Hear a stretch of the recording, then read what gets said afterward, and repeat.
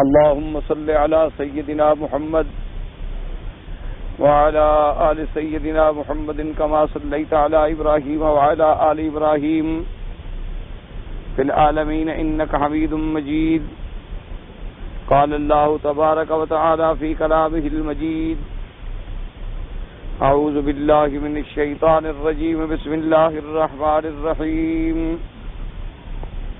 والفجر وليال عشر والشفع والوتر والليل إذا يسر هل في ذلك قسم لذي حجر ألم تر كيف فعل ربك بعاد إرم ذات العماد التي لم يخلق مثلها في البلاد وثمود الذين جابوا الصخر بالواد وفرعون ذي الأوتاد الذين طغوا في البلاد أكثروا فيها الفساد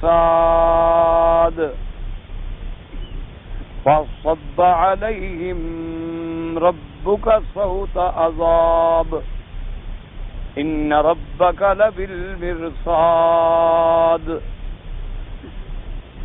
اللہ تبارک و تعالی نے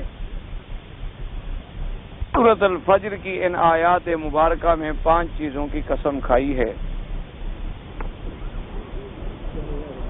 ایسا کہ کل خلاصہ درس میں بھی میں نے عرض کیا تھا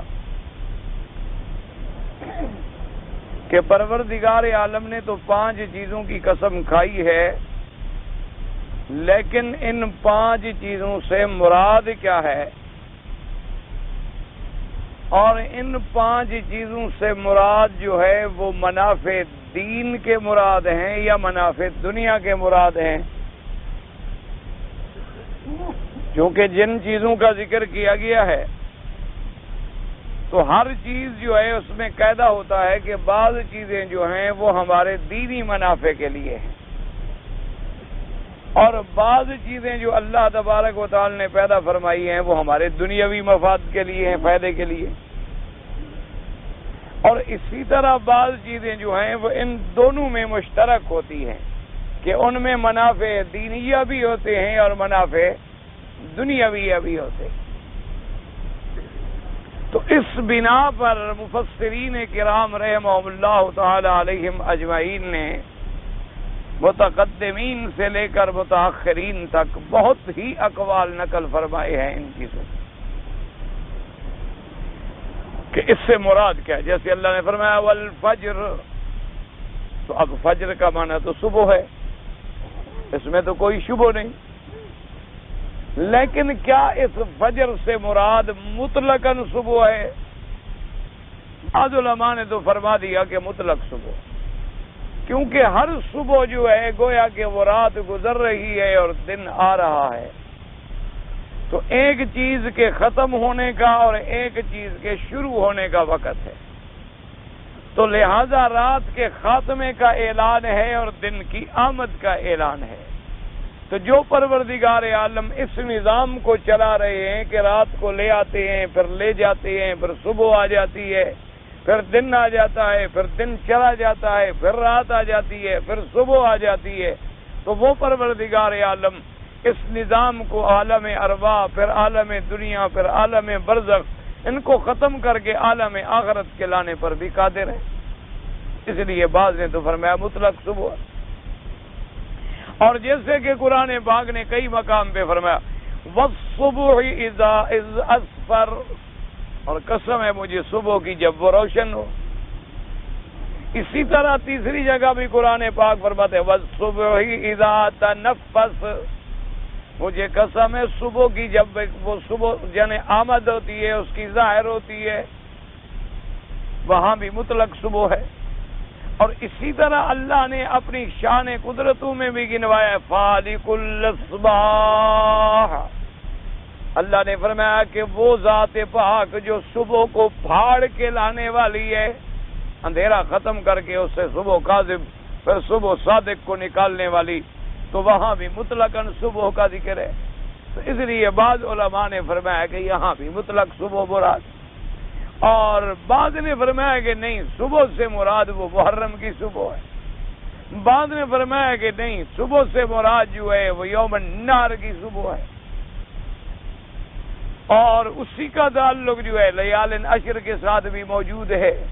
تو بعض علماء نے اس طرف بھی ارشاد فرمایا والفجر ولیال عشر، اور لیال عشر میں بھی آپ پڑھ چکے ہیں کہ بعض نے کہا کہ وہ 10 راتیں ہیں جو محرم کی ہیں، اور بعض علماء نے فرمایا کہ ان 10 راتوں سے مراد وہ راتیں ہیں جو موسیٰ علیہ السلام نے میقات پہ گزاری تھی، اور بعض علماء کرام نے فرمایا ان سے اول رمضان کی 10 راتیں معین ہیں، اور بعض علماء کرام نے فرمایا کہ 10 راتیں آخر رمضان کی یہاں مراد ہیں، لیکن راجح قول یہی ہے جس کی تائید حدیث مبارک سے ہوتی ہے کہ اس سے مراد جو ہے عشرہ ذی الحجہ ہے، کہ 10 ذی الحجہ کی پہلی جو 10 راتیں ہیں ان کی بڑی فضیلت آئی ہے حدیثوں میں کہ ہر رات لیلۃ القدر کے برابر ہے، اور ہر دن جو ہے ماشاءاللہ اس کے اندر جو عبادت کرتا ہے تو اس کو 1 سال کی عبادت کے برابر اجر ملتا ہے۔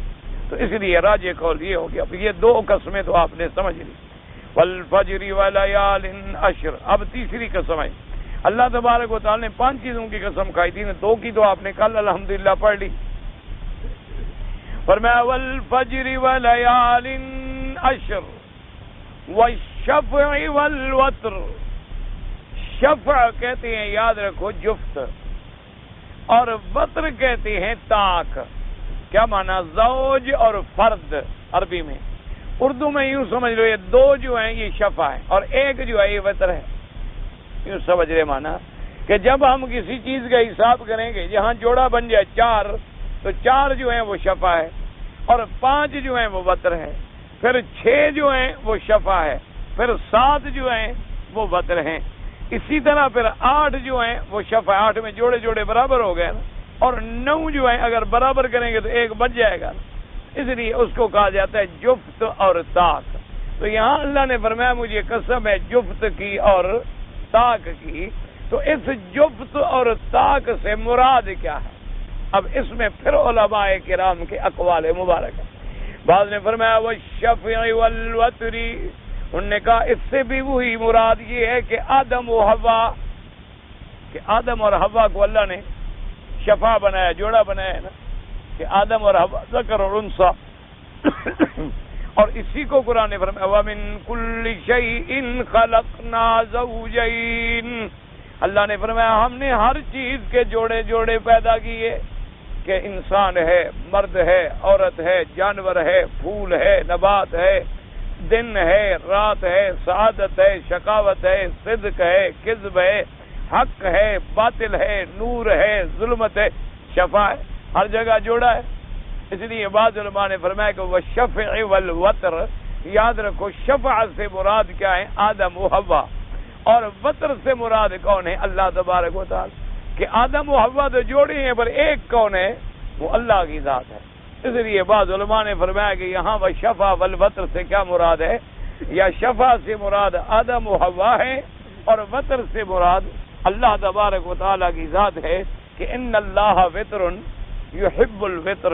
اللہ تبارک و تعالی ویسے بھی ایک ہیں، وتر ہیں، اور اس کے نام بھی 99 ہیں، ان للہ 99 اسما، تو وہاں بھی مراد جو ہے وتر ہے، اور فرمایا اس سے مراد وتر سے مراد اللہ کی ذات، اور شفع سے مراد جو ہے وہ آدم اور حوا مراد۔ اور دوسرا قول اس کے قریب ہے، انہوں نے فرمایا والشفع والوتر، انہوں نے فرمایا شفع سے مراد تو ہے مخلوق، کہ ہر مخلوق جوڑا جوڑا ہے۔ انہوں نے کہا صرف آدم علیہ السلام مراد نہیں بلکہ تمام مخلوق، ہر مخلوق میں نر اور مادہ ہے، اور وتر جو ہے اس سے مراد اللہ کی ذات ہے کہ وہ اکیلا ہے، اس کا کوئی شریک اور کوئی ساجی نہیں ہے۔ تو اس لیے یہ دوسرا قول ہے لیکن پہلے کے قریب ہے۔ 2 باتیں یاد رکھیں۔ اب تیسرا قول علماء نے فرمایا کہ والشفع والوتر، انہوں نے فرمایا کہ شفع سے مراد جو ہے مخلوق، لیکن اب سمجھیں اس میں ذرا اور باریکی ہے کہ ہر بندے میں اللہ نے علم رکھا ہے تو جہل بھی ہے، یعنی آدمی بڑا عالم ہو، ایک بات جانتا ہے لیکن ایک بات نہیں جانتا۔ اب ایک آدمی عربی کا بڑا عالم ہے، انگریزی نہیں جانتا۔ ایک آدمی انگریزی لغت کا بہت بڑا ماہر ہے، عربی نہیں جانتا۔ ایک آدمی ماشاءاللہ قرآن و حدیث کا بڑا ماہر ہے لیکن جغرافیہ اور ریاضی نہیں جانتا۔ ایک آدمی جغرافیہ اور ریاضیات کا بڑا ماہر ہے لیکن اس کو فاتحہ کا ترجمہ بھی نہیں آتا۔ تو ہر انسان میں علم بھی ہے اور جہل بھی ہے، ہر انسان میں قدرت بھی ہے اور ضعف بھی ہے۔ کیا معنی؟ ایک کام کر سکتا ہے، ایک کام نہیں کر سکتا۔ ایک کام کرنے کی طاقت رکھتا ہے اور ایک کام کرنے کی طاقت نہیں رکھتا ہے۔ تو اس کے اندر صحت بھی ہے اور بیماری بھی ہے، حیات بھی ہے اور موت بھی ہے، نیند بھی ہے اور بیداری بھی ہے۔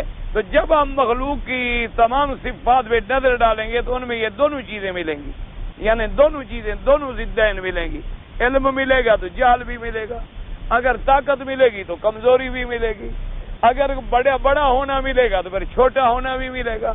اسی طرح تندرستی ملے گی تو بیماری بھی ملے گی، زندگی ملے گی تو پھر موت بھی ملے گی، بیداری ملے گی تو نیند بھی ملے گی۔ ہر آدمی میں دو چیزیں ہوتی ہیں، لیکن ایک اسی کی ذات ہے کہ جس کا وجود ہے لیکن عدم کوئی نہیں، علم ہے جس میں جہل کوئی نہیں، قدرت ہے جس میں عجز کوئی نہیں، حیات ہے جس میں موت کوئی نہیں، بیداری ہے جس میں نیند کوئی نہیں، اور کمال ہے جس میں زوال کوئی نہیں، اور او انتہائی پاکیزگی ہے جس میں عیب کوئی نہیں۔ یہ صرف اسی کی ذات۔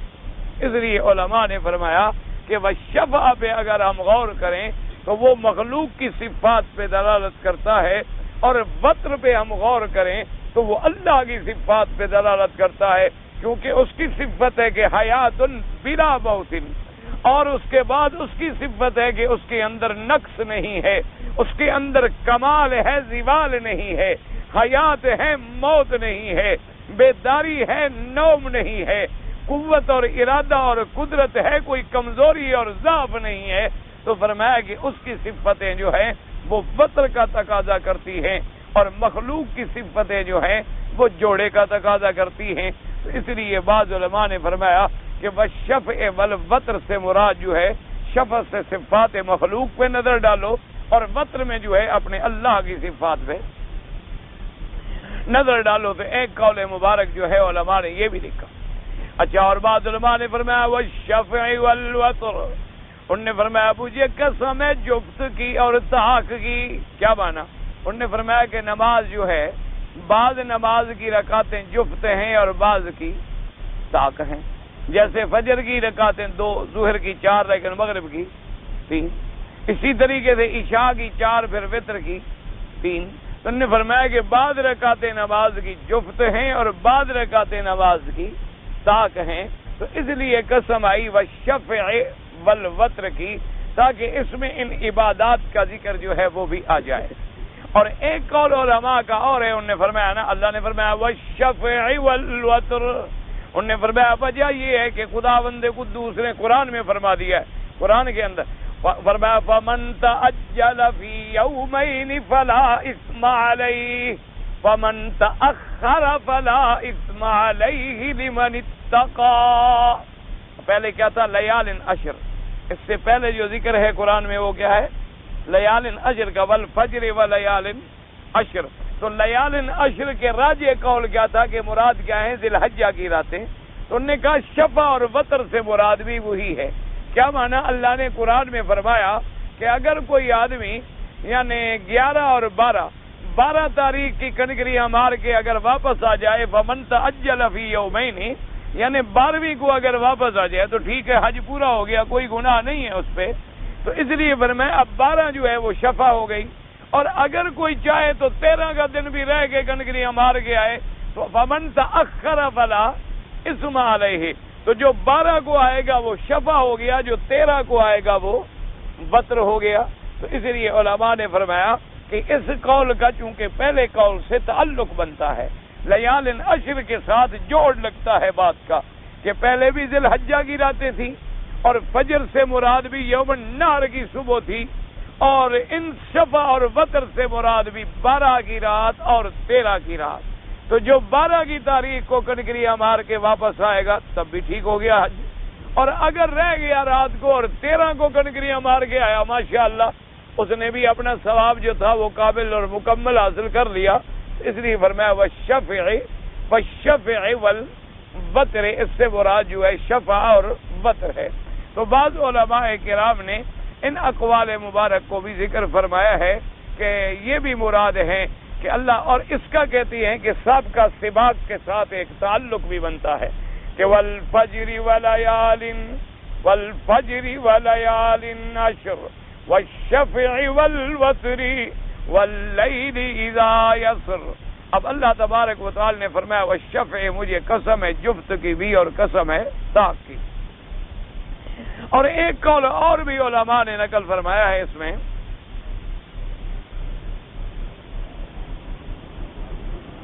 نے فرمایا کہ اگر اس کو ہم اپنے عموم پہ رہنے دیں شفا کو یعنی ہر جفت اور طاق، کیا مانا دنیا میں عدد جو ہے یا جفت ہوگا یا طاق ہوگا، سیدھی سی بات ہے.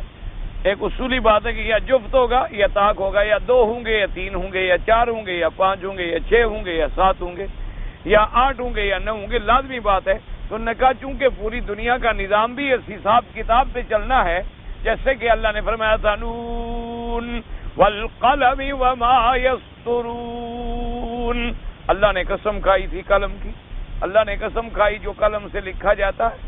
اسی طرح اللہ نے قرآن پاک میں فرمایا الرحمن علم القرآن خلق الانسان علمہ البیان الشمس والقمر بحسبان، ہر چیز کا حساب ہے. اس لیے علماء نے فرمایا، بعض کہتے ہیں کہ یہ اپنے عموم پر ہے کہ دنیا کے اندر جتنے عدد ہیں اور دنیا کے اندر جتنی بھی چیزیں ہیں، لازمی بات ہے یا جفت ہوں گی یا طاق ہوں گی. یہ نہیں ہو سکتا کہ نہ جفت ہوں اور نہ طاق ہوں، اس سے کوئی باہر نہیں نکل سکتا. اور اسی طرح جیسے کہ حضور پاک صلی اللہ علیہ وسلم نے فرمایا کہ صلاۃ الوتر، اور جیسے ایک حدیث پاک میں آتا ہے کہ من استجمر فلیوتر، حضور پاک کا فرمان ہے کہ جو آدمی استنجا کرنا چاہے ڈیلے کے ساتھ تو اس کو چاہیے کہ وہ بھی 3 استعمال کرے، یعنی 3 ڈیلے جو ہیں کم از کم استعمال کرے. کیونکہ پہلے دور کے اندر تو پانی اتنی عام نہیں تھا اور نہ یہ رواج تھے، ہر آدمی اپنے جنگلوں میں جاتے تھے بیچارے اور پانی کہاں کہاں اٹھائے پھریں، تو لہذا وہاں وہ اپنا ڈیلے وغیرہ سے استنجا کر لیتے تھے، اور جب پانی کے قریب آئے تو پھر پانی سے بھی استنجا کر لیا. تو اس لیے حضور نے فرمایا کہ اگر کوئی استنجا بھی کرنا چاہتا ہے تو اس کو بھی یہ چاہیے. اور اسی طرح حضور صلی اللہ علیہ آلہ واصحابہ وسلم تسلیما کثیرا کثیرا کو، یعنی کسی چیز کے وطر پہ عمل کرنا جو ہے وہ زیادہ پسندیدہ تھا. جیسے فرمایا ان اللہ وطر یحب الوطر. اسی طرح آدمی آپ بھی جب کوئی دعا فرماتے تو 3 دفعہ دعا فرماتے، جیسے ہمارے ہاں لوگوں نے رواج نکال دیا ہے نا، یہ بھی ایک غلط فہمی پہ مبنی ہے. جیسے ہمارے ملک میں عام طور پہ رواج ہوتا ہے کہ نماز کے بعد یا کسی خیرات کے بعد جب دعا مانگتا ہے مولوی، ایک دفعہ دعا مانگ لے گا، وہ ہاتھ اٹھائیں گے، پھر منہ پہ پھیریں گے اور بیٹھ جائیں گے، پھر دوبارہ دعا شروع ہو جائے گی. وہ مانگ لے گا، پھر ہاتھ پھیر کے فارغ ہو جائیں گے، پھر تیسری دعا شروع ہو جائے گی.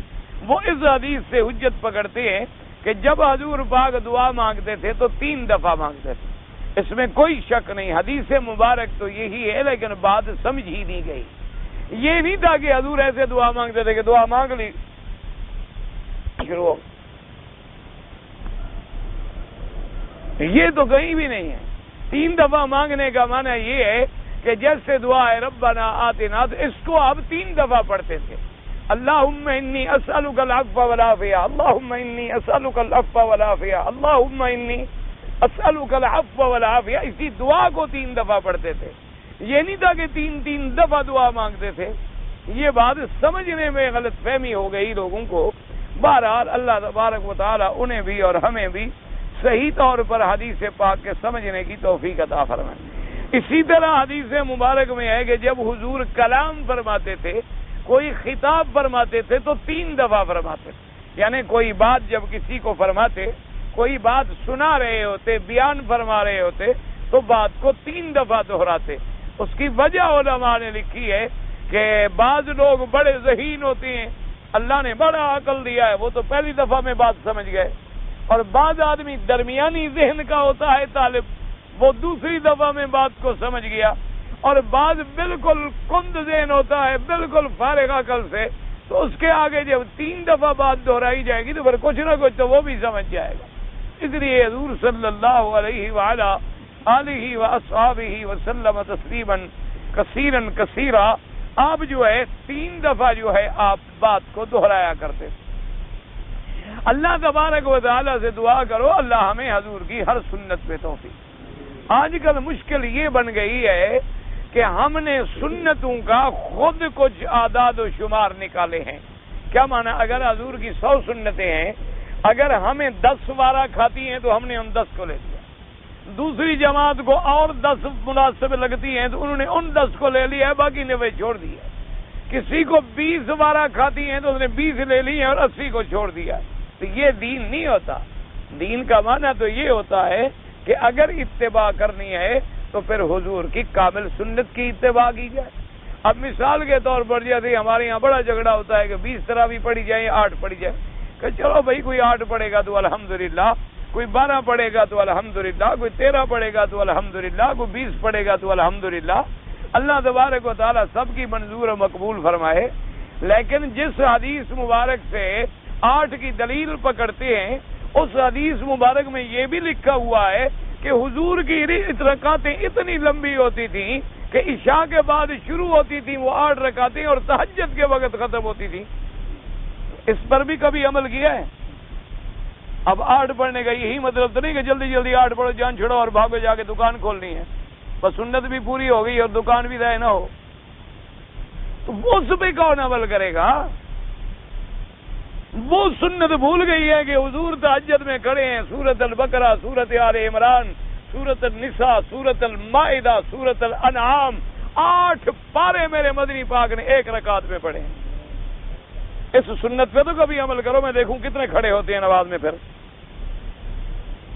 یہ تو امام بیچارہ اگر آہستہ پڑھے اور بنا بنا کے پڑھے تو روز پوچھے جی کل کس امام کی باری ہے، خدا کرے وہ آہستہ پڑھنے والا نہ ہو، گلے پڑ جائے گا۔ یہ تو ہمارا حال ہے۔ اور پھر کہتے ہیں جی ہم سنت پہ بڑے پکے۔ کون سی سنت پہ پکے ہو؟ بس باتیں کرنے میں بہرحال بہت پکے ہیں۔ شادی میں سنت باقی ہے کسی کے گھر میں؟ کسی کے گھر میں یہ جتنے صوفے لگے ہوئے ہیں اور ستارے لگے ہوئے ہیں اور پردے لگے ہوئے ہیں، یہ عین سنت محمد مصطفیٰ ہے۔ یہ سارے حضرات جو اپنی بیٹیوں کو جہیز میں فریج اور ٹی وی اور ریڈیو اور ویڈیو اور VCR دیتی ہیں، بی بی فاطمہ کی سنت ہے؟ یہ کون سی سنت ہے کہ میٹھا میٹھا ہپ اور کڑوا کڑوا فی امان اللہ؟ یہ کہاں کی سنت ہے؟ یہ تو یہ ہے جو مجھے پسند ہے سبحان اللہ حضور کی سنت، اور جو مجھے پسند نہیں ہے جی دعا کرو اللہ ہدایت۔ یہ کون سی آخر مجھے بتلائیں سنت ہے؟ اللہ تبارک و تعالی سے دعا فرمائیں کہ اللہ ہمیں کامل اتباع نصیب فرمائے، اللہ ہمیں اتباع سنت پہ چلنے کی توفیق عطا فرمائے اور اتباع کامل نصیب فرمائے۔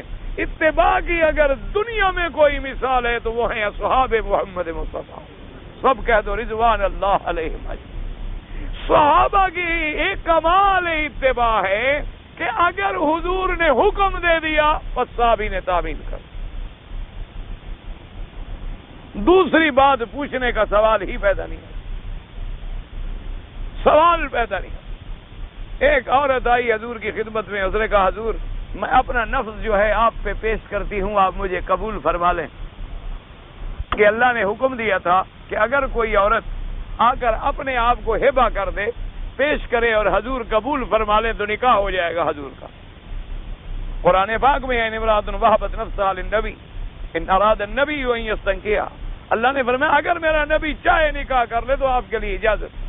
تو اس عورت نے جب کہا تو حضور خاموش رہے، وہ عورت کھڑی رہی،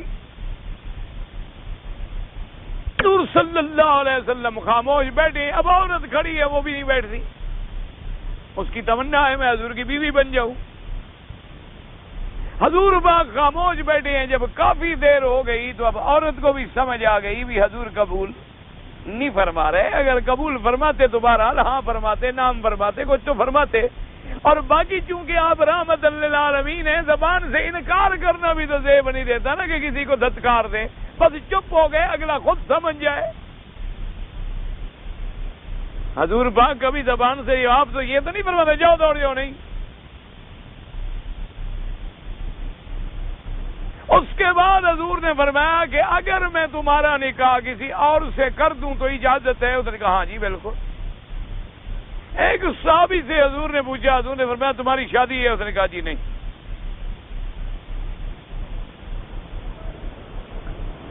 حضور صلی اللہ علیہ وسلم نے فرمایا کہ اچھا ایسا کرو کہ تم اس عورت کے ساتھ نکاح کر لو, اور تمہارے پاس کوئی چیز ہے, کوئی مال شال ہے, کوئی حق المہر دینے کے لیے؟ اس نے کہا حضور یہی ایک چادر ہے, دوسری بھی نہیں. ایک چادر جو میں باندھ کے بیٹھا ہوں یہی ہے. اور میں لا املک الا ازاری یا رسول اللہ. انہوں نے کہا حضور میں کسی چیز کا بھی مالک نہیں ہوں, کچھ نہیں میرے پاس, یہی میری چادر ہے. آپ نے فرمایا اللہ کے بندے, چادر اگر اس کو دے دو گے تو پھر تم گھر بیٹھے رہو گے. ایک چادر جو ہوئی, اگر چادر بیوی کو دو گے تو تم باہر کیسے نکلو گے؟ اس نے کہا حضور پر میرے پاس تو یہی ہے. حضور نے فرمایا اچھا دوڑو, فلتمس ولو خاتما من حدید, جاؤ کوئی ڈھونڈو کوئی لوہے کی انگوٹھی. مانا تھا کہ چھوٹی چیز, ورنہ لوہے کی انگوٹھی تو پہننا جائز ہی نہیں. اسی لیے مراد ہوتی ہے کہ حدیث کو سمجھا کرو, لفظ آ جائے تو سب لوہے کی انگوٹھی بنا کے پہن لو. میں کوئی گری پڑی, کوئی چھوٹی موٹی کوئی چیز تو لے آؤ, کوئی حق المہر کا نام تو بنائے نا کہ حق المہر ہم نے دی ہے. کچھ لے تو آؤ. وہ بیچارہ ڈر کے مارے حضور کی تعمیر میں چلا گیا. تھوڑی دیر کے بعد واپس آ گیا. حضور نے پوچھایا ہاں کچھ ملا ہے؟ انہوں نے کہا حضور کچھ تھا جو ملتا. آپ نے حکم فرمایا تھا کہ جاؤ, میں چلا گیا. باقی رات ڈھونڈنا, کہاں سے ڈھونڈ کے لے آؤں؟ نہ گھر ہے نہ در ہے نہ کوئی کھانے پینے کی چیز ہے, ایک چادر ہے. میں نے عرض کر دیا. حضور نے فرمایا اچھا بات سنو بی بی, اگر اس بیچارے کے پاس ہے تو کچھ نہیں, آپ کی شادی کریں کب؟ ان کا حضور جب آپ کا حکم ہے مجھے اس کی دولت سے کیا تعلق ہے؟ حضور نے فرمایا اچھا یہ بتاؤ تمہیں کوئی قرآن شریف بھی آتا ہے؟ ہاں حضور بھائی سورت قضا و قضا و قضا و قضا, مجھے فلاں سورت یاد ہے, فلاں سورت یاد ہے, فلاں سورت یاد. اور پھر میں اچھا تم بیوی کو قرآن پڑھا دینا, اور تو تمہارے پلے میں ہے کچھ نہیں. چلو بیوی کو تم قرآن شریف پڑھا دینا, تمہارا آپ نکاح کر دے, حکم ہو گیا, نکاح ہو گیا. اس سنت پہ ہے کوئی عمل کرے جناب؟ کوئی سنت پہ عمل کرنے والا ہمت کرے. ماشاءاللہ ہمارے پاس بہت غریب طالب ہیں, کہے جی میں کچھ نہیں لیتا, لڑکی دیتا ہوں. باجی 1 لاکھ کا تو افراح کے لیے پیسہ چاہیے, 1 لاکھ تو شادی گھر والوں کو دینا پڑے گا. 25,000 کا چاہیے فلیٹ, بما ٹی وی صاحبہ, اس کے اندر ٹی وی بھی ضروری ہے. کیوں جو مولوی صاحب جو اگر حرم پڑھانے چلے جائیں تو بیگم جخ مارے, فلم بھی نہ دیکھے, اور کیا کرے؟ انا للہ و انا الیہ راجعون. بس دعا کرو اللہ ہدایت. ہم بالکل بگڑ چکے ہیں, آوے کا آوا بگڑ گیا ہے. زار الفساد فی البر والبحر بما کسبت ایدی الناس. اب خشکی میں بھی, دریاؤں میں بھی, فضاؤں میں بھی, ہواؤں میں بھی فساد پھیل چکا ہے.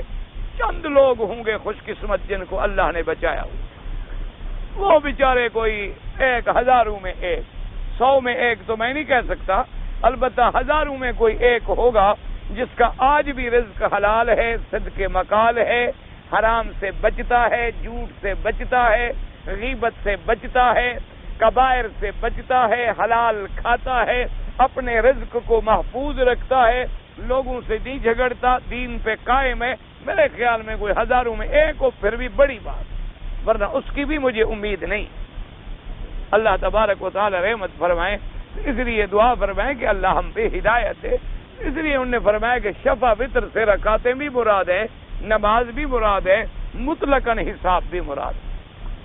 اچھا یہ کتنی قسمیں آپ نے پڑھ لی ہیں؟ 4. عمل کسی پہ ہوگا یا بس قسمیں پڑھتے جائیں گے؟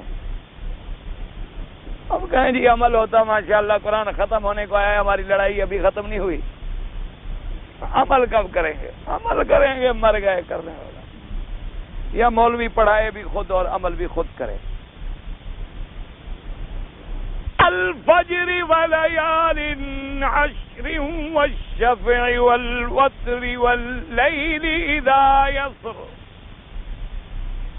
فرمایا مجھے قسم ہے رات کی، واللیل اذا یسری مانا جب چلنے لگے، کیونکہ یسر جو ہے نا سارا، سر مانا ہوتا ہے چلنا، جیسے فرمایا تھا واللیل اذ ادبر، قرآن پاک نے کہ جب رات پیٹھ دے کے پھرنے لگے، جانے لگے۔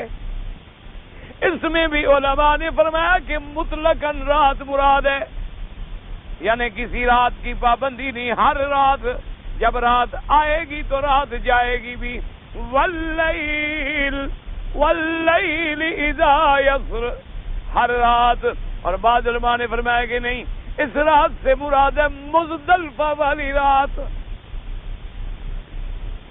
کیوں؟ اگر یہ مزدلفہ والی رات کا قول لیا جائے تو پھر پچھلی آیات ساری آپس میں جڑ جاتی، کیونکہ والفجر یعنی یوم النحر، ولیال عشر ای عشر ذی الحجہ، والشفع والوتر یعنی 12ویں ذی الحجہ اور 13ویں ذی الحجہ رہے ہیں، اور پھر ساری رات ایک چل چلاؤ ہے، گویا کہ ساری رات رات بھی چل رہی ہے اور بندے بھی چل رہے ہیں، کوئی آ رہا ہے، کوئی نمازیں پڑھ رہا ہے، کوئی سامان اتار رہا ہے، اور جن کے ساتھ بیوی ہے، بچے ہیں، بوڑھے ہیں، حضور نے فرمایا ان کو اجازت ہے کہ عشاء پڑھیں، مغرب پڑھیں، نمازیں پڑھیں، تھوڑی سی دیر بیٹھے اور مینا کو چلے جائیں۔ اگر ضعیف ہیں، کمزور ہیں، بیمار ہیں، بچوں والے ہیں، جن کی اہل ہیں، عیال ہیں، جا کے عورتیں صبح کو بیچاری کہاں جائیں گی، کہاں جا کے دھکے کھائیں گی؟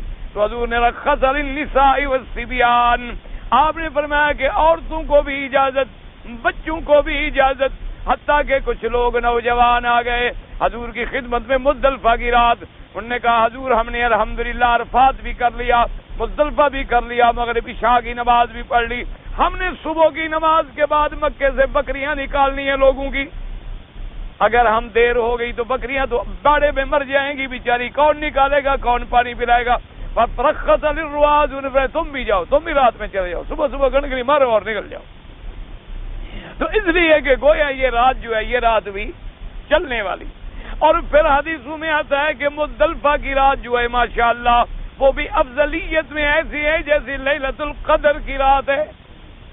اور اسی طرح حدیث مبارک میں آتا ہے جو صحیح حدیث ہے، سیدنا ابی بکر الصدیق، سب کہہ دو رضی اللہ عنہ، جب صحابہ کا نام آئے تو کہنا تو نہ پڑے نا مجھے رضی اللہ، جب بھی نام آئے تو فوراً مسلمان ہو، اہل سنت والجماعت ہو، اور ہمارا تو یاد رکھو ایمان بھی مکمل نہیں ہو سکتا نا بغیر صحابہ کے، اس لیے جب بھی نام آئے تو رضی اللہ عنہ، فوراً سیدنا ابی بکر الصدیق خلیفۃ رسول اللہ صلی اللہ علیہ وسلم رضی اللہ تعالی عنہ، آپ صبح کی نماز میں مزدلفہ میں آئے تو دیکھا حضور مسکرا رہے ہیں، اور جب حضور خوش ہوتے صحابہ کہتی ہیں آپ کا چہرہ مبارک ایسے کھل جاتا تھا جیسے گلاب کا پھول کھلتا ہے، کتنی حضور کے چہرے پہ پھر رنگ ہوتا تھا صلی اللہ علیہ وسلم۔ خوش نصیب ہوں گے وہ لوگ جنہوں نے حضور کا چہرہ دیکھا ہوگا۔ دعا کرو ہم بد نصیب ہیں، لیکن اللہ قادر ہے ہمیں خواب میں زیارت نصیب ہو جائے، خواب میں ہمیں صحیح معنوں میں اللہ زیارت نصیب فرما دے، اللہ تبارک و تعالی حقیقی معنوں میں زیارت نصیب فرما دیں، اور پھر عمل کرنے کی بھی توفیق فرمائیں۔ یہ نہیں ہوتا کہ محض زیارت ہو لیکن پھر عمل نہ ہو تو پھر اس زیارت کا کیا فائدہ؟ ایسی زیارتیں تو پھر ابو جہل نے بھی بہت کی ہے۔ اصل زیارت کا معنی یہ ہوتا ہے کہ زیارت کے بعد ہماری زندگی میں کچھ تبدیلی آئے۔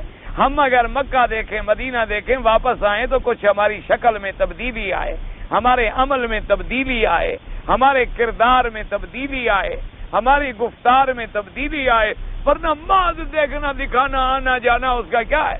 اس کا تو کوئی فائدہ نہیں ہے۔ اس لیے فرماتی ہیں کہ میں نے جب دیکھا حضور مسکرا رہے ہیں تو حضرت صدیق رضی اللہ تعالیٰ عنہ نے عرض کیا کہ حضور آپ مسکرا رہے ہیں، خدا کرے کہ ہمیشہ مسکراتے رہیں۔ حضرت ابی بکر کیسے پیاری دعا دیتے تھے کہتے تھے اضحک اللہ سنک یا رسول اللہ، حضور اللہ آپ کو ہمیشہ مسکراتا ہوا رکھے، آپ مسکرا رہے ہیں، خوش بیٹھے ہیں تو خدا آپ کو خوش رکھے۔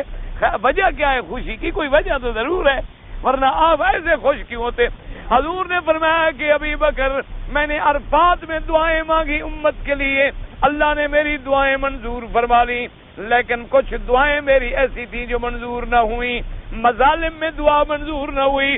اللہ نے فرمایا جب تک حق العباد ادا نہیں ہوگا اس وقت تک میں بندوں کے گناہ معاف نہیں کروں گا۔ اب فرماتی ہیں کہ میں نے مزدلفہ کی رات میں دعا مانگی، جاءنی جبریل آنفا، ابھی جبریل آئے تھے اور مجھے بتلا کے جا رہے ہیں کہ وہ دعا بھی حضور اللہ نے منظور کر لی ہے۔ اللہ نے فرمایا میرا بدنی یہ دعا بھی منظور کر لی ہے، کسی کا حق العباد ہے تو میں اپنے خزانے سے ادا کر دوں۔ لیکن مراد یہ ہے جو لوگ حضور کے ساتھ تھے، جو لوگ حضور کے ساتھ تھے، یہ نہیں کہ اب تم لوگوں کے لاکھوں کھا جاؤ شام کو حج پہ آ جاؤ، کہو کہ حج والے دن مزدلفہ میں انشاءاللہ قرضہ معاف ہو جائے گا، 10 لاکھ کھا گئے اور 38,000 میں حج کر لیا۔ یہ نہیں ہوتا، حقوق العباد جب تک ادا نہ کرو معاف نہیں ہوتے، چاہے 10 لاکھ حج پڑھو۔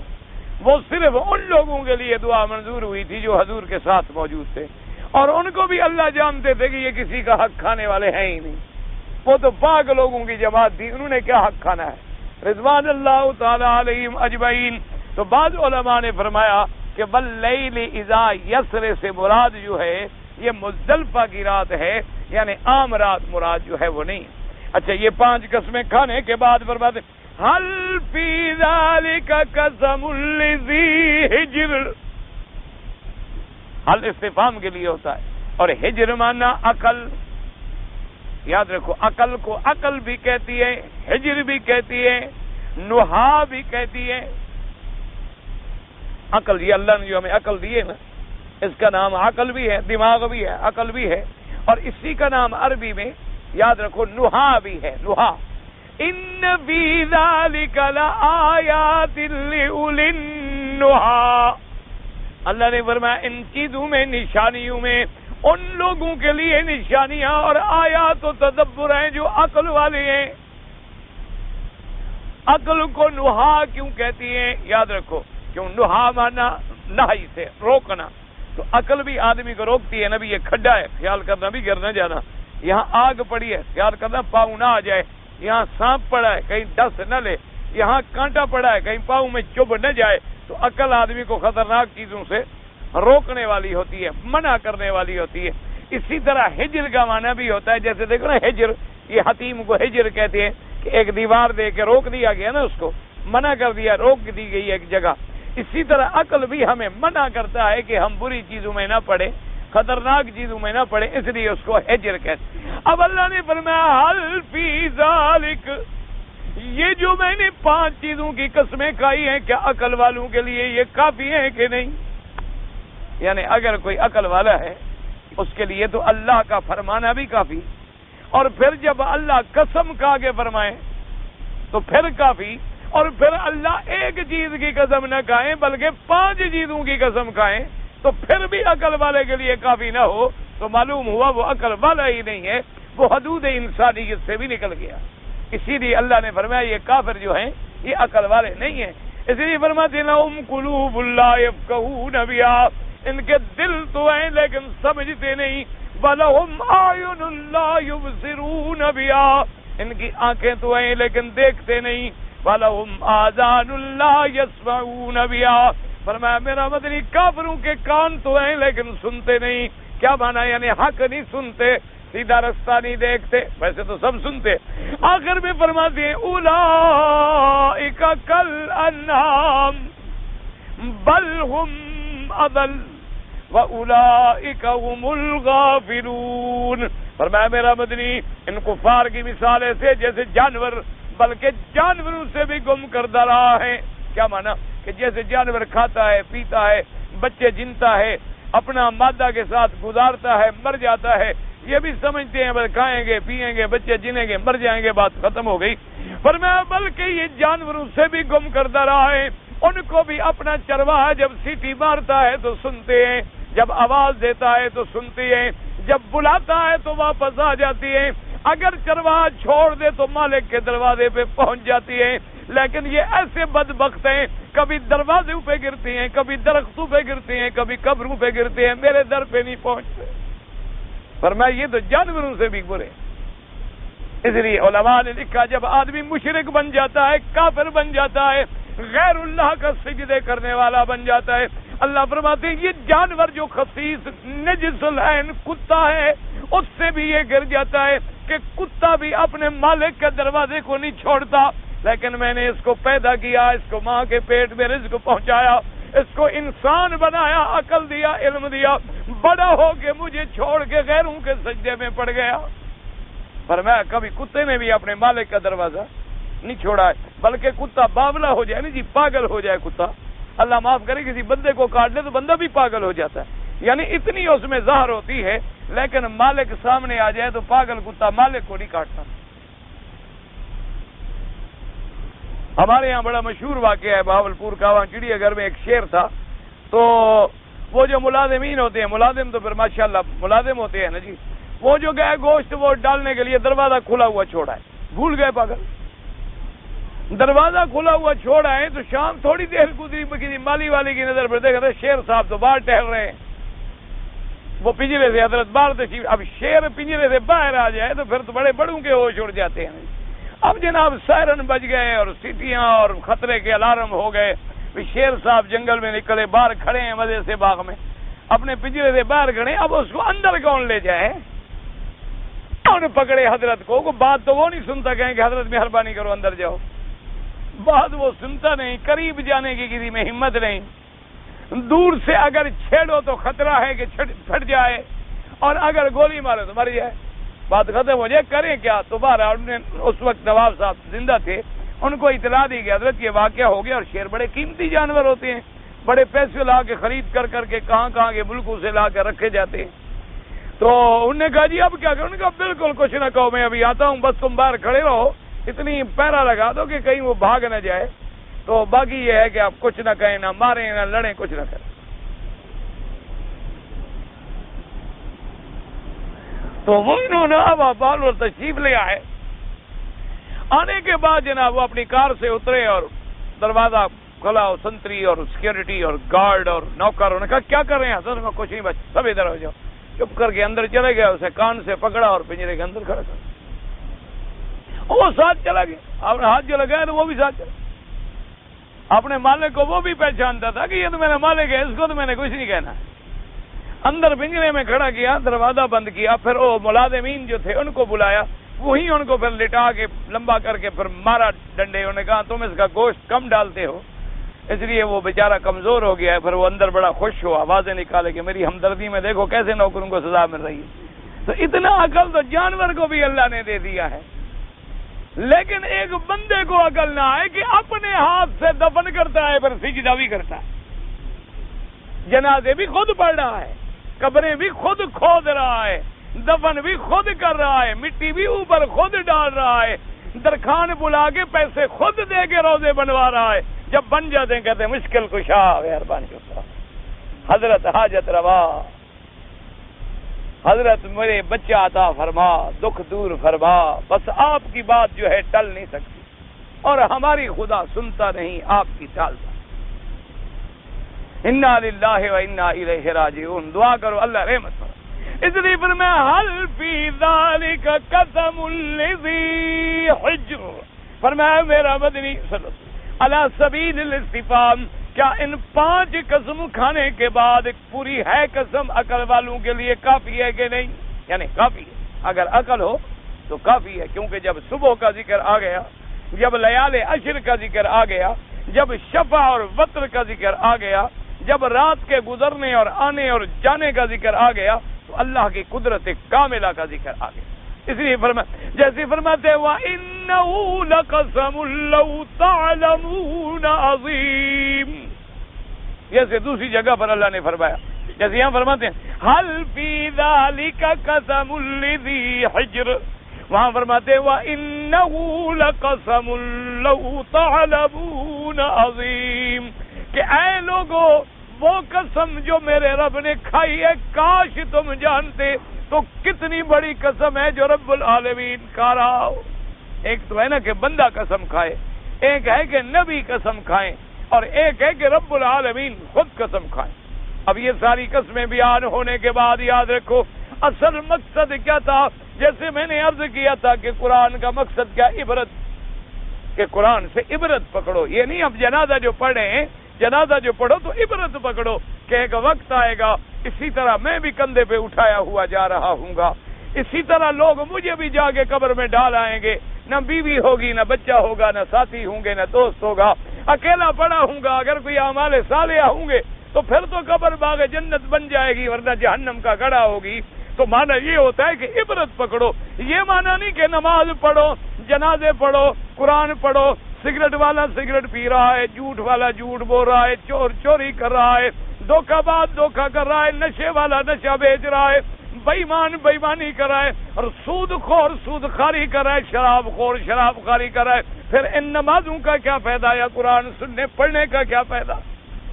مانا تو یہ ہوتا ہے نا کہ ہم عبرت پکڑیں، اللہ کے قرآن سے ہم عبر پکڑیں، ہم نصیحت حاصل کریں، ہم اس سے کچھ ڈر حاصل کریں۔ اب آگے اللہ بیان فرماتی الم تر کیف فعل ربک بعاد ارم ذات العماد التي لم يخلق مثلها في البلاد۔ اللہ نے فرمایا الم تر کیف، کیا نہیں دیکھا؟ بظاہر خطاب میرے مدنی کو ہوتا ہے سنت، کیونکہ جب قرآن اترتا ہے تو اللہ خطاب تو میرے نبی پاک کو فرماتے ہیں نا، لیکن مراد پھر ساری مخلوق ہوتی، کیونکہ براہ راست خطاب تو پیغمبر کو آئے گا اور پیغمبر کے ذریعے پھر پوری امت کو آئے گا۔ الم تر کیف فعل ربک بعاد، یاد رکھو عاد جو ہے یہ قوم کا نام ہے، اور عاد جو ہے یاد رکھو یہ عاد، اور اسی طرح آگے پڑھیں گے اس کے ساتھ آئے گا ارم، عاد ارم، کیونکہ عاد کو عادن الاولی بھی کہتی ہیں اور عاد اخری بھی کہتے ہیں۔ ویسے سمود جو ہیں وہ بھی ارم ہیں، یاد رکھو سمود جو ہیں وہ بھی ان کا دادا بھی ارم ہے، اور عاد کا دادا جو ہے عاد ابن عاص ابن ارم، اسی طرح سمود جو ہے وہ بھی ارم، شداد جو ہے وہ بھی ان کی نسل سے ہے، یعنی ارم میں جا کے یہ سب مل جاتے ہیں۔ ارم ان کے دادے کا نام ہے، اور ارم جو ہے اس کے باپ کا نام ہے سام، اور سام جو ہے وہ بیٹا ہے حضرت نوح علیہ السلام۔ یاد رکھ لیں چونکہ یہ قاعدہ ہے کہ آدم علیہ السلام کے بعد پھر جو دنیا تھی ایک قسم کی یوں سمجھ لیں ختم ہو گئی، پھر نوح علیہ السلام کا دور آ گیا، طوفان آیا دنیا میں، ساری دنیا ختم، صرف وہ لوگ بچ گئے جو حضرت نوح کی کشتی میں تھے، اور ان لوگوں میں سے پھر جو ہے جو نسل جو ہے وہیں سے چلی۔ تو 3 بیٹے تھے حضرت نوح علیہ السلام کے، حام، سام اور یافس، یہ 3 بیٹے تھے۔ خدا کی قدرت ہے ان 3 کی اولاد ہے جو آج تک پوری دنیا میں پھیل رہی ہے۔ ابتدا میں صرف 3 تھے اور بعد میں یہ ساری، تو اب اگر اسی پہ غور کر لو تو قوموں کے جھگڑا بڑا رہتا ہے، یعنی آدم سے نسل جوڑو تو ابا ایک، حوا اماں بھی سب کی ایک۔ اچھا اگر نوح علیہ السلام سے نسب جوڑو تو پھر نوح بھی سب کے لیے ایک۔ اچھا ان کے 3 بیٹے ہیں، یا آپ حام کی اولاد بنیں گے یا سام کی یا یافس کی، تو وہ تینوں پھر کس کی اولاد بنے؟ پھر اولاد بنے نوح علیہ السلام کی۔ جھگڑنے کی کون سی بات ہوئی؟ یہ تو قومیں صرف اس لیے بنائی گئی ہیں کہ ہم ایک دوسرے کو پہچان سکیں کہ بھئی یہ قریشی ہے، یہ سید ہے، یہ فلان ہے، یہ فلان ہے، ورنہ ان قوموں کا اسلام میں تو کوئی تعلق نہیں ہے۔ اسلام کے اندر تو عزت اس کی ہے جو جتنا اللہ سے زیادہ ڈرنے والا ہے، سیدھی سی بات یاد رکھ لیں۔ تو اب جناب 3 اولادیں ہو گئی، حام، سام اور یافس، ان 3 کی اولاد پھیل۔ اسی طرح آپ دیکھیں نا جی کہ مصر میں جب تشریف لائے ہیں تو حضرت یوسف علیہ السلام کے 11 بھائی اور آپ کے ابا اور آپ کی حقیقی اماں تو وفات پا چکی تھی، دوسری والدہ، یہ تشریف لائے مصر میں، یعنی جب آئے تو 14-15 آدمی تھے، اور جناب پھر بنو اسرائیل آپ کی اولاد ہے نا، حضرت یعقوب کی اولاد کا نام اسرائیل ہے نا، اسرائیل تو یعقوب علیہ السلام کا نام ہے نا، ان کی جو اولاد ہے وہ بنو اسرائیل ہے۔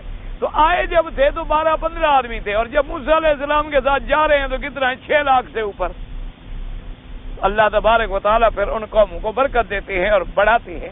تو اس لیے ہمیشہ یاد رکھو کہ یہ عاد جو ہیں یہ بھی دراصل ارم کا بیٹا ہے، سمود جو ہے وہ بھی ارم کا بیٹا ہے، شداد جو ہے یوں سمجھ لیں وہ بھی سمود کا بیٹا پھر ارم کا بیٹا ہے، اور ارم میں جا کے یہ ساری شاخیں مل گئیں، عاد ابن آس ابن ارم، اسی طرح سمود پھر ابن ارم، اور ارم جو ہے وہ بیٹا ہے سام کا، اور سام جو ہے وہ بیٹا ہے حضرت نوح کا.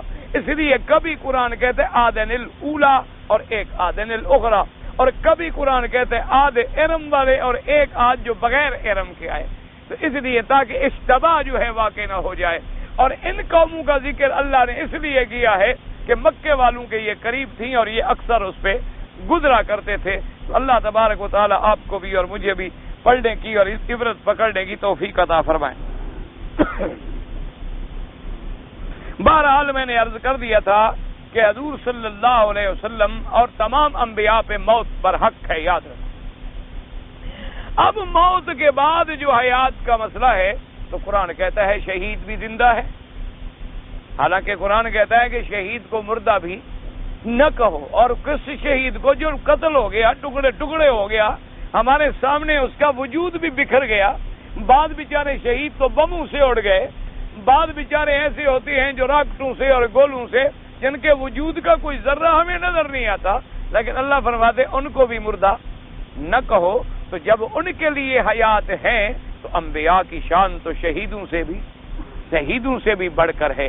لیکن اس میں مبالغہ نہ کریں.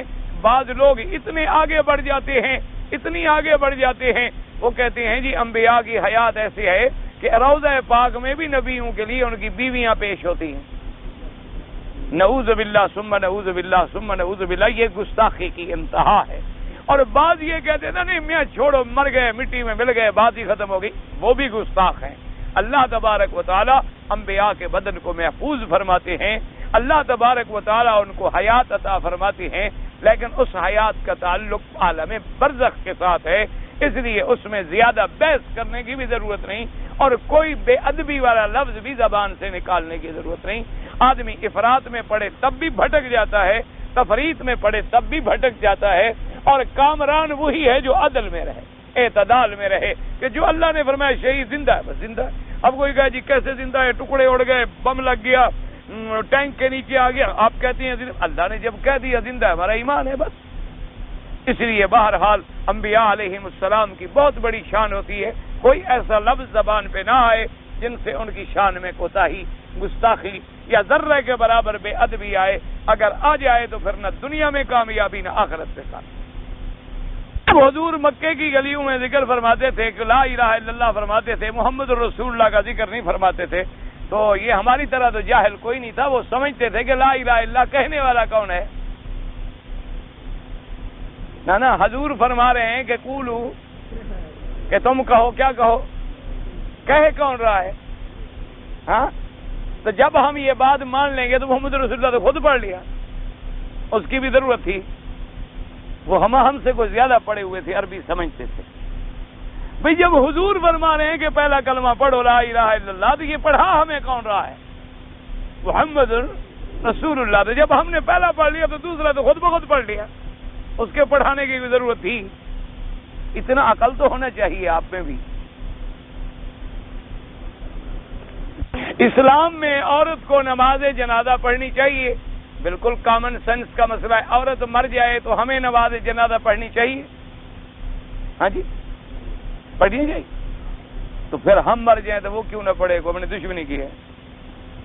وہ مر جائے تو ہم پڑھیں، ہم مر جائیں تو وہ بیگم صاحب گھر بیٹھی رہے. یہ تو مسئلہ ہے کہ اس کا جنازے کے لیے آنا، یا مسجد میں آنا، یا جمعہ میں آنا، یا عیدین کی نماز میں آنا جیسے مردوں کے لیے ضروری ہے اس کے لیے ضروری نہیں ہے. اب یہ تو نہیں کہ مسجد میں موجود بھی ہو تو نماز نہ پڑھے.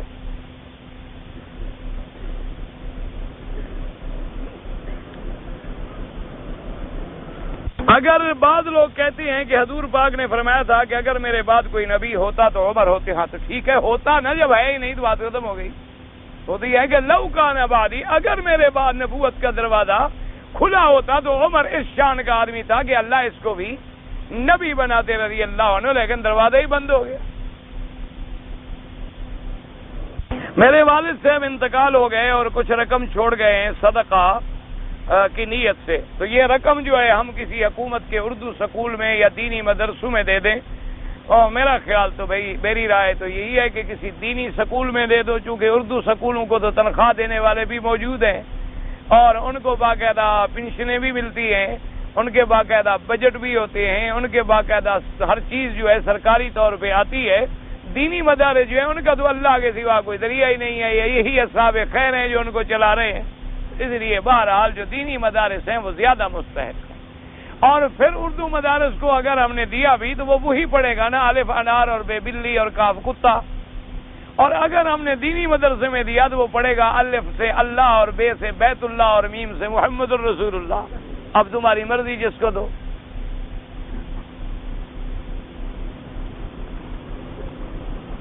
عورتیں اگر نماز پڑھیں تکبیر کہیں کیوں نہ کہیں، عورتیں نماز جنازہ پڑھیں بالکل پڑھا کریں بھی، کیوں نہ پڑھیں۔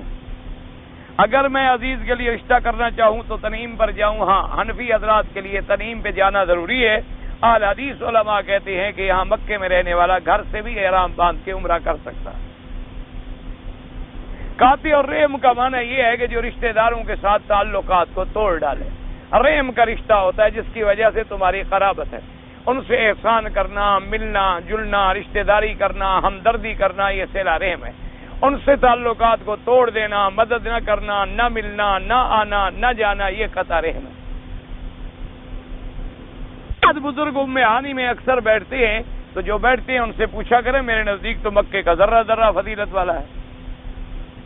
نماز میں اگر میں نیت کرنے سے پہلے انی وجہت وجہی للذی فطر السماوات والارض حنیفا پڑھ لوں کوئی حرج نہیں۔ حضور نے تو بعض نماز میں نیت کے بعد بھی پڑھ لیا۔ ہمارے پاس دکان ہے، ہم حکومت کو زکوٰۃ دیتے ہیں، ہم کو پھر زکوٰۃ دینی چاہیے۔ حکومت کو جو آپ زکوٰۃ دیتے ہیں کم از کم میرا اس پہ اعتبار نہیں ہے، جو سیدھی سی بات، چونکہ وہ زکوٰۃ نکلتی ہے سود سے، کرنٹ اکاؤنٹ سے تو زکوٰۃ کاٹی نہیں جاتی، زکوٰۃ کاٹی جاتی ہے سیونگ اکاؤنٹ سے، اور سیونگ اکاؤنٹ پہ 7% سود تیرے کھاتے میں جمع ہوتا ہے، اسی میں سے 2.5% کاٹ دیتے ہیں زکوٰۃ، باقی 4.5% تیرا محفوظ ہے۔ لہذا یعنی وہ زکوٰۃ تم سود سے دے رہے ہو، حالانکہ تو اصل مال سے دینی تھی، سود سے تو ہم نے زکوٰۃ نہیں دینی ہوتی۔ بہرحال میری تسلی نہیں ہے، خود زکوٰۃ دیا کرو، زیادہ بہتر ہے۔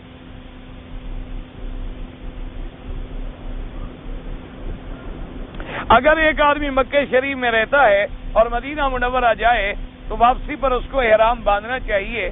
بھئی امام ابو حنیفہ رحمۃ اللہ علیہ تو بڑے سخت ہیں، وہ فرماتے ہیں جب بھی جائے، جب بھی میقات سے گزرے تو احرام باندھ کے ضرور آئے۔ یہ میقات بنائے اسی لیے گئے ہیں تاکہ اللہ کے کعبے کی حرمت باقی رہے۔ باقی ائمہ فرماتے ہیں کہ اگر اس کی نیت عبادت کی تھی پھر تو احرام ضروری ہے، اور اگر وہ کاروبار کے لیے یا کسی کو ملنے ملانے کے لیے گیا اور عبادت کی اس کی نیت ہی نہیں تھی تو پھر احرام ضروری نہیں ہے۔ لیکن ایک بات رکھ لو، جو احرام باندھ کے آئے عمرہ کرے تو سب کے نزدیک افضل ہے یا نہیں؟ اس لیے میں نے آپ کو کہا نا کہ امام صاحب ہمیشہ مسئلہ وہ رہتے ہیں کہ کبھی گھاٹا پڑے ہی نہ، کیونکہ اب اگر آدمی آیا میقات سے احرام باندھ دیا عمرہ کر، ایک تو عمرہ مل گیا، دوسرا سارے امام بھی راضی، کسی کے نزدیک بھی کوئی کوتاہی اس نے نہیں کی۔ اور اگر بفرض معلوم رہ چھوڑا ہے تو چلو 2 امام مخالفی تو کھڑے ہیں، وہ کہتے ہیں غلطی کی بکری بھرے، تو بلا وجہ ایک اضطراب کی بات بن گئی اور ثواب سے بھی محروم رہا۔ اس لیے اگر اللہ لے جاتے ہیں تو واپسی پر کیا دیر کیا لگتی ہے کہ 2 رکعتیں پڑھی اور 2 چادریں باندھ لی، 1 گھنٹے میں آپ عمرے سے فارغ ہو گئے۔ اتنی بڑی سعادت آپ کو مفت میں مل گئی، گئے بھی آئے بھی، ویسے صرف 1 گھنٹہ آپ کا حرم میں زیادہ لگ گیا۔ اتنی تکلیف ہوتی ہے، اس سے زیادہ تو کوئی تکلیف نہیں ہوتی۔ الفضیون ریڈیو میں سلام کرتا ہے، ریڈیو میں سلام کرے، ٹیلی فون میں کوئی بول رہا ہے اس کا تو جواب دیں گے آپ، باقی ریڈیو شیڈے کو کوئی ضرورت نہیں ہے۔ نماز میں 2 مرتبہ الحمد پڑھا کوئی بات نہیں، الحمد کی جگہ بھول گیا الحمد نہیں پڑھا، نماز نہیں ہوگا۔ اگر اکیلے آپ پڑھے تھے، الحمد کے آیت شروع کیا، پڑھا، پھر دوسری جگہ پڑھنا شروع کیا، اگر آیت کو ایسے توڑا کہ معنی بدل گیا پھر تو آپ کو سجدہ کرنا چاہیے تھا، سجدہ صاحب۔ اگر آیت ایسے نہیں، کچھ غلطی ہوئی لیکن ترجمہ نہیں بگڑا، کوئی خاص فرق نہیں پڑا، پھر نماز ہو جاتی۔ اگر کوئی دوست مجھے بات بتا دے کہ بھئی میں فلاں آدمی سے دھوکہ کروں گا یا فریب کروں گا یا دھوکہ افراڈ کروں گا، ہاں تو وہ اگر آپ بتا دیں وہ غیبت نہیں ہے، تاکہ مسلمان کو نقصان سے بچانا ہمارے لیے ضروری ہے۔ غیبت وہ ہوتی ہے جو ہم بلا وجہ شروع ہو جاتے ہیں، فلانا ایسا ہے اور فلانا ایسا ہے اور فلانا ایسا ہے۔ ایک آدمی چور ہے، چوری کرنے گیا، آپ کو پتہ لگ گیا، آپ بچائیں مسلمان کو، آپ خبر کریں تاکہ اس کا نقصان نہ ہو۔